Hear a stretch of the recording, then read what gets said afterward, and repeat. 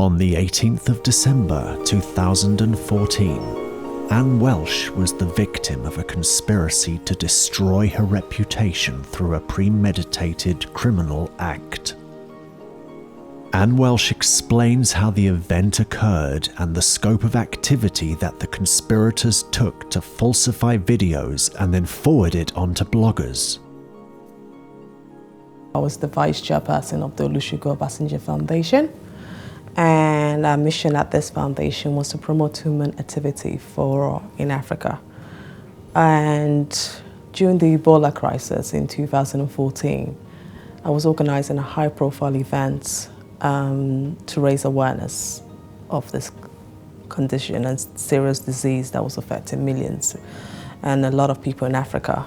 And before that event took place, I got an email from someone asking me if I was interested in some money they've raised in Sierra Leone, if I was interested in helping them, because this is also for the Ebola crisis. And the way the email was written, I just didn't feel that was relevant for me to respond to that then, because I just felt if you've raised money in Sierra Leone, get your Sierra Leone committee to deal with that issue. And I went on to organize my high-profile event in London, and then 2 days later, didn't realize this person still was following me at my events. And they contacted me saying, I saw you at the event and I want to know about the email I sent you. Are you still interested for us to tell you a little bit more about this funds we've raised for the Ebola crisis, because we were at the good job you just did at your high-profile event, and we feel we want you to be part of this funds we've raised. And you're in that mood where, because it's Christmas time, you've just raised this amount of money, you're thinking, okay, if someone has done this, should I give them an opportunity and go speak to them? My instinct wasn't happy 100% to go with it, because the email it was just so weird how it came across. But I asked them to come to the office to meet me. They gave the excuse that their father-in-law was sick. And because their father-in-law was sick, they couldn't come all the way to where I was to come meet me. So I was asking if I could come to a specific location and go see them there. And at the time I just had surgery. So I wasn't quite, I was still recovering from my surgery because it was just right after the day of my event. But anyway, to go straight to the story, I said I took my assistant. We organized a date and time to meet up, to have that, to discuss that email he sent. And during that conversation, we're in the hotel lobby, and we started the discussion. And we were in this very secure area in the lobby, in the hotel lobby, discussing the issue. Then all of a sudden he said, can we go up to our room to further the discussion? And I was quite sure, because we were comfortable. We're in a nice location in the hotel lobby. There's nowhere there to interfere with our conversation. But he said, I wanted to talk to you about this issue, and I want you and I just to have a conversation. And I said, no, I always have to have my assistant there, because she has to take minutes to write down, to jot down what's happening, rather than me going there and just being myself. So I said to my assistant, do you feel safe going to these people's room? Let's go have this discussion and get this over and done with. We go up to the room, we start having the conversation, and that's where one thing led to the other. And nothing was exact as you see it today, because the conversation was purely along the lines of, Anne, we have this money, we want you to help us to do the same good work you're doing with the foundation and making sure the money gets to the much needed people. And that was the basic conversation. But you fast forwarded to May 2015, when I wake up one morning and I saw this video of myself on the internet. Now, Like the way I got it was, I was in a country on an assignment, and all of a sudden I get this call that there's a video of me on the internet. Have I seen it? And I'm thinking, okay, what is this video? What is this? Did I do a presentation somewhere? Did I go out to speak to somebody?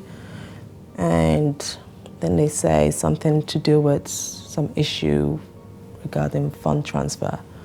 And that's the day I realized that I tried to think in my mind how from a conversation that barely happened, was a very straightforward conversation. Most of the words were edited. How did we go from that to this?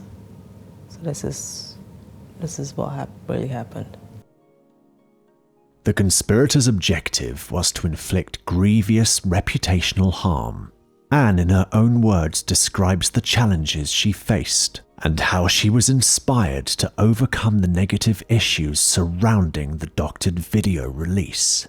We just went in there to have this smooth conversation about how can we help the people suffering from Ebola.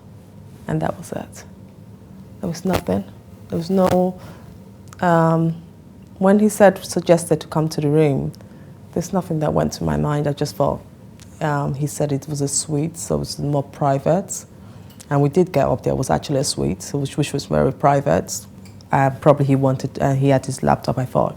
Probably he wanted to show me stuff and take minutes and show me what the people in the country that's actually suffering from Ebola. So it's actually, you look back and you think, actually, why did they do this? The first time I saw the video, I was absolutely numb. Absolutely. I couldn't believe there was anybody like that would actually go out the way to, one, record me, to, one, not even identify themselves and let me know who was behind this, and then for all the bloggers to write such evil things about me and to destroy my reputation so instantly. When I saw it, I felt numb. I was sick to my stomach. I instantly felt very, I felt hate. I felt ill. I felt, everything you want your worst enemy to feel. I felt it that day because I was in shock that someone would go out of their way to actually allow me, to bring me to a room and to just ask me questions and actually not put accurate information on there. Because it's always well and good if you're going to do that, you put the most accurate information of not edited version that makes it sound good. If you're gonna do that to somebody, you do it well and you own up to it. And I was in shock that I don't even know who did this. And I still don't know why they did this to me, why I was a victim of such evil and such hatred.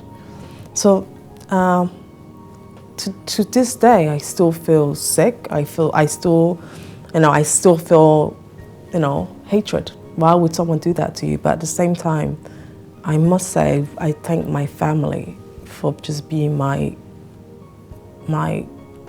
absolute support in this difficult stage, because this was something I didn't think I could pull myself through. I had difficult nights in the beginning, trying to sleep, I had nightmares, trying to imagine why would anyone put you through this kind of situation. Yeah. So it made me feel numb, it made me feel hate, but I realized hate was not the answer. Anne has chosen to turn the negativity from this event to a positive message. A message that helps victims of reputational damage caused by the wickedness of others to move forward with their lives. You must find a way to overcome a situation, a bad situation, and make turn it into a positive. And it affected my health massively, massively. I'm actually shocked that I actually came out of this okay on the bright side, because my health was in a bad state. But I was just so grateful to friends and family, and also affected my reputation, my business. A lot of people just assume by looking at this thing that you did it. Yeah. And you don't know how to go to people and say, guys, I didn't do this. This was someone who was so good with IT, edited the video so well, but can't even own up to doing such a thing. And then, these are all the things I felt. Anne wants the person responsible and his accomplices to consider their actions and not to repeat them on other unsuspecting, innocent individuals. I'm looking for justice, not just for myself, but for so many other people who are suffering from reputational damage unintentionally. No, it's not something they've done or committed themselves. I want the world to know that there needs to be protection to protect people like myself and other victims who have been through this. I want to lobby the government. I want to take it as far as I can, because I just think in just one post with editing software, you destroy someone's life. And I just realized that I had to speak up on the behalf of other people.